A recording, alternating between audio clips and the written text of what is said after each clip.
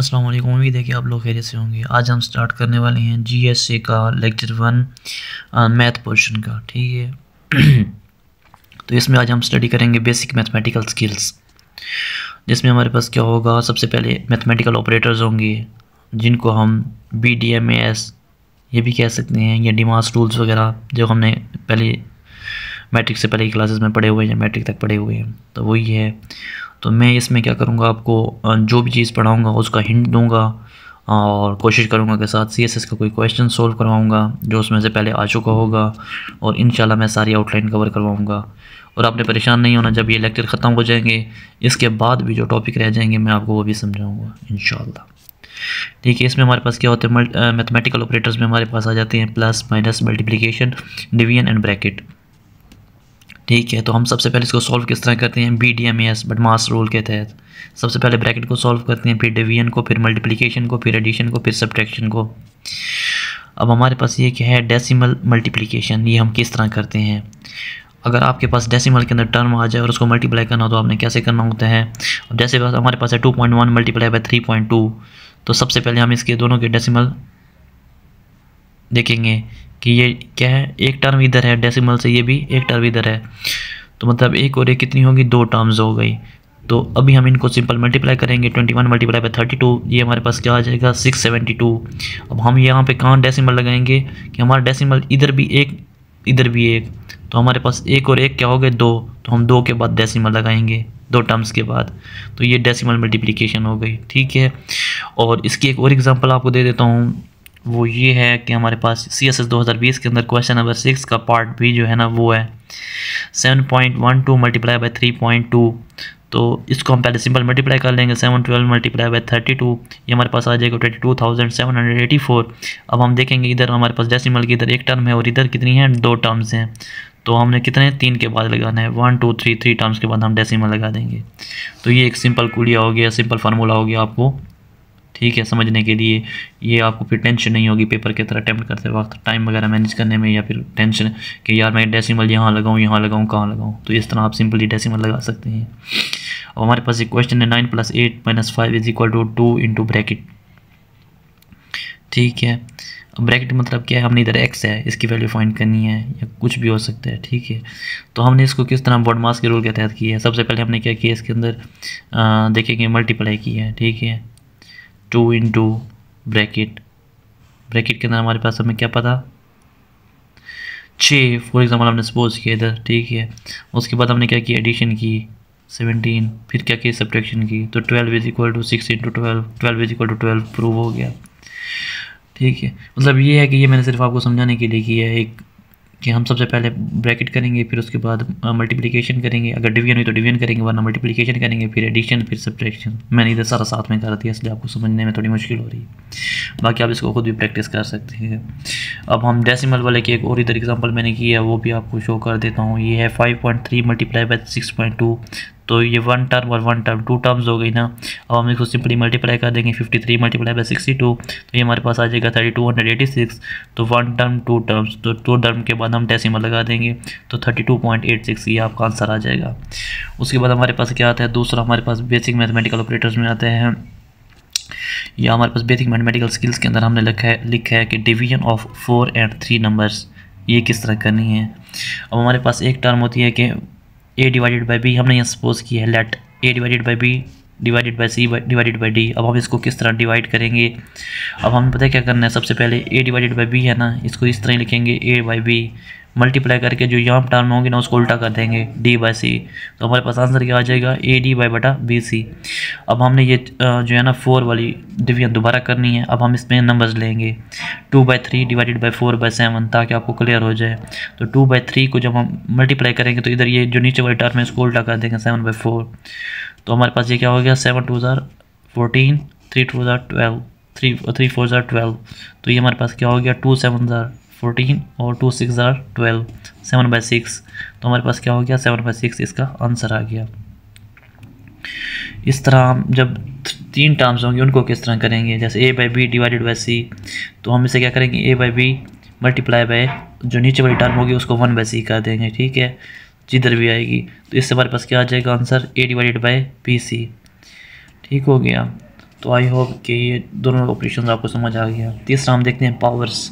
अब हमारे पास अगर आता है 10⁻�0 तो उसे हम क्या कंसीडर करते हैं 1। ये हमारे पास यूनिवर्सल है। When basis are same and multiplication powers are added up. For example basis same है ना, तीनों की x एक्सेस है, उनकी पावर क्या है 2, 3 और 5। तो हम इनको क्या करते हैं, जब बेसिस सेम होती है तो हम पावर्स को ऐड करते हैं, x⁻10 आएगा। Basis same powers are added, 4 + 3 7। Powers में एक रूल ये होता है। और फिर हम चलते हैं नेक्स्ट की तरफ।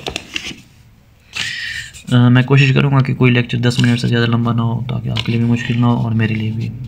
वो हमारे पास क्या होता है, एक ब्रैकेट आ जाती है, ब्रैकेट x⁻⁴ ब्रैकेट। तो ब्रैकेट हमें पता है उसकी वैल्यू कितनी होती है 1/2। तो उसको हम कन्वर्ट कर देते हैं x⁻1/2 सोल्यूशन करने के लिए। अब हमारे पास दूसरा पावर्स के अंदर क्या होता है, हमारे पास main basis are different, no छेड़छाड़। अब देखें x⁻2 × y⁻3, तो x⁻2 ठीक है। अब हमारे पास क्या हो गया कि यहाँ बेसिस डिफरेंट हैं, तो फिर हमने इनको नो छेड़छाड़, कोई इनके साथ छेड़छाड़ नहीं करनी, ठीक है। पावर का जो रूल नंबर 3 होता है वो क्या है, power on power, powers are multiplied. जब पावर के ऊपर पावर होगी तो उनको आपस में मल्टीप्लाई कर देंगे। x⁻2 होल पावर 3, तो 3 × 2 6, y⁻3 होल पावर 3, तो 3 × 3 9, ठीक है। 2 × 3, 2 × 2 × 2, तो हमारे पास 8, 4⁻2, 4 × 4 16। ठीक हो गया। ये कंसेप्ट भी आपको उम्मीद है कि समझ आ गई है। उसके बाद हमारे पास क्या होता है, anything power 0 that is equal to 1। तो x⁻0 = 1 जो हमने पहले देखा, यूनिवर्सल रूल है। 100⁻0 = 1, 1000⁻0 = 1, e⁻0 = 1। अब नंबर हमारे पास क्या आ जाता है 4। वो हमारे पास क्या है कि अगर x के ऊपर हम स्क्वायर रूट लगाएंगे तो इसकी पावर क्या होगी 1/2, जैसे मैंने ऊपर डिस्कस किया है। अगर x के ऊपर स्क्वायर रूट है और उसके ऊपर पावर 3 है तो फिर हम क्या करेंगे, x की पावर 1/3। अगर x के ऊपर स्क्वायर रूट है और उसकी पावर 5 है तो x की पावर 1/5। अगर कुछ नहीं होगा तो 1/2, अगर कुछ होगा तो फिर 1/ वही वैल्यू आ जाएगी। जैसे इधर 3 है तो 1/3, 5 है तो 1/5, ठीक है।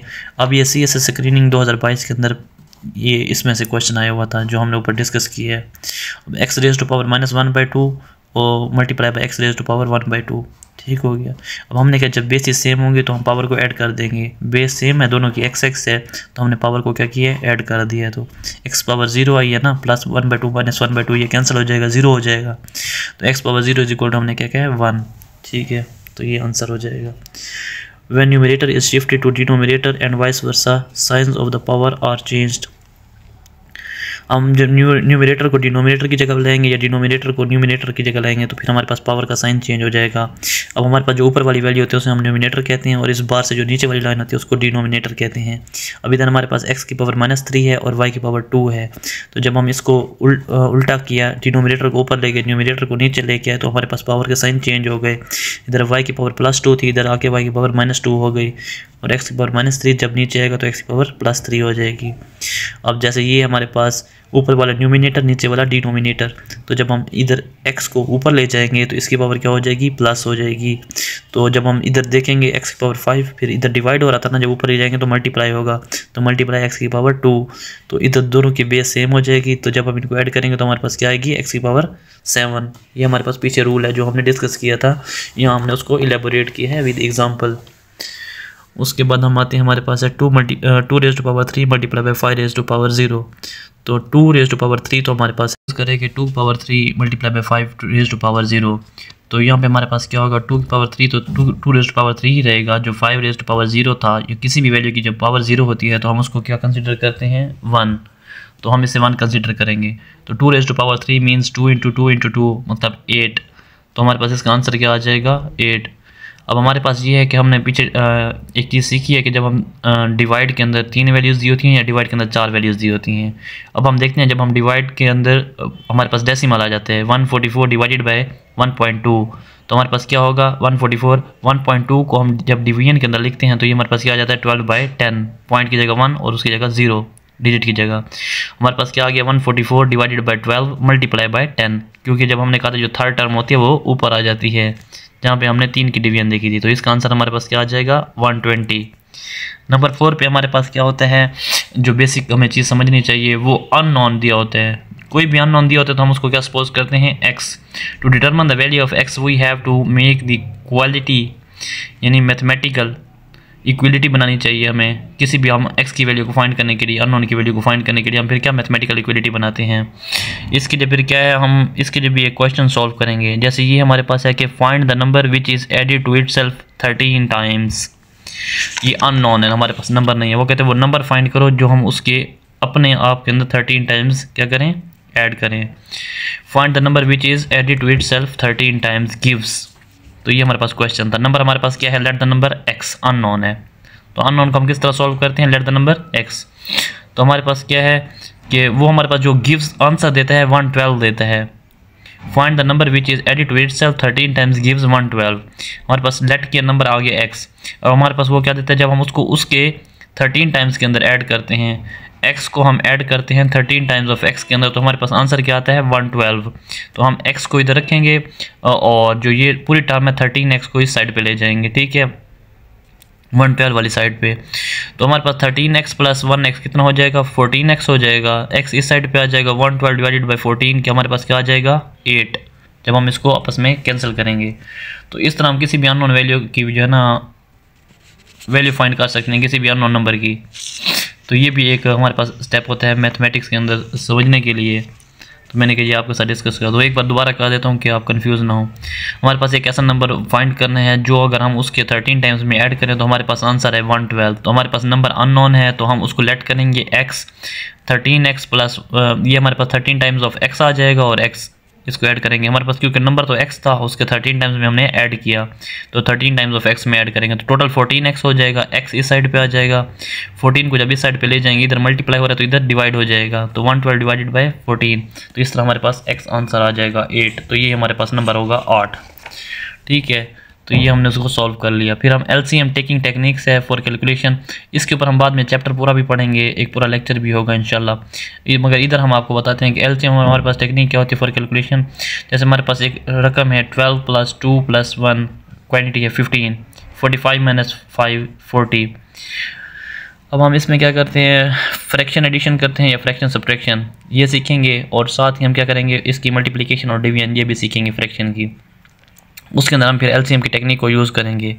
अब 1/2 1/3 हमारे पास फ्रैक्शन क्या होती है, एक चीज़ को हम कितने बराबर हिस्सों में तकसीम कर सकते हैं। अगर 1/2 में करते हैं तो हमने एक चीज़ को 2 हिस्सों में तकसीम किया, 1/3 करते हैं तो हमने एक चीज़ इसको 3 हिस्सों में तकसीम किया, बराबर हिस्सों में। अब हम इसमें क्या करेंगे कि हम पहले हम एक डिनोमिनेटर बनाते हैं, फिर उसको मल्टीप्लाई करते हैं विद सूटेबल नंबर, फिर हम क्या करते हैं एक लार्ज डिनोमिनेटर बनाते हैं और उसको फिर हम फ्रैक्शन के अंदर, और फिर वाइस वर्सा। अब हम इसकी जब प्रैक्टिस करेंगे तो फिर आपको समझ आएगा कि हम LCM की टेक्निक को कैसे यूज़ करते हैं कैलकुलेशन के अंदर। हमारे पास 1/2 प्लस 3/4 एक वैल्यू आती है, 2 फ्रैक्शन है, इनको ऐड करना है। तो अब हम इनका लेंगे LCM। LCM में क्या होगा, जो नीचे वाले डिनोमिनेटर है ना, इन दोनों को इधर रखेंगे और इनके ऊपर जो है ना डिवीजन देखेंगे, 2 1s are 2, 2 2s are 4, 2 1s are 2, 2 1s are 2, ठीक है। 2 मल्टीप्लाई बाई 2 4, हमारे पास LCM आ गया 5 डिवाइडेड बाई 4। तो हमारे पास LCM कितना हो गया 4। अब इसके बाद हमारे पास दूसरा एक क्वेश्चन है माइनस का है। तो जब हम इसको फ्रैक्शन को माइनस करते हैं तो इधर भी हम LCM लेते हैं, ये सेम टर्म है। जब हम इसका LCM लेंगे तो 13 आएगा। अब 13 को जब 13 से डिवाइड किया तो 1 आएगा, 1 × 3 3, फिर माइनस करेंगे, फिर 13 को 13 से डिवाइड करेंगे तो 1 आएगा, फिर 1 multiply by 2 is equal to 2। तो इस तरह हमारे पास 1/13 आंसर आ जाएगा। जब एडिशन कर रहे थे तो डिफरेंट टर्म्स थी, इसलिए फिर हमने इनका LCM इस तरह लिया। जब इधर कर रहे थे सब्ट्रैक्शन तो सेम टर्म थी, तो LCM हमारे पास वही टर्म आ गई। क्योंकि जब हम LCM लेते हैं हमारे पास क्या होता है, लीस्ट कॉमन फैक्टर होता है LCM। जो HCF होता है वो हमारे पास क्या होता है, हाईएस्ट कॉमन फैक्टर होते हैं। तो LCM हमारे पास क्या हो गया, इधर 2 और 2 आया, 2 multiply by 2 is equal to 4। तो हमारे पास क्या आ गया 4। तो हमने इसको ऐड किया और डिवाइड किया, ठीक है। अब हमारे पास एक मेन हेडिंग है नंबर थ्योरी, इंशाल्लाह इसे हम नेक्स्ट लेक्चर के अंदर डिस्कस करते हैं। अल्लाह हाफिज़।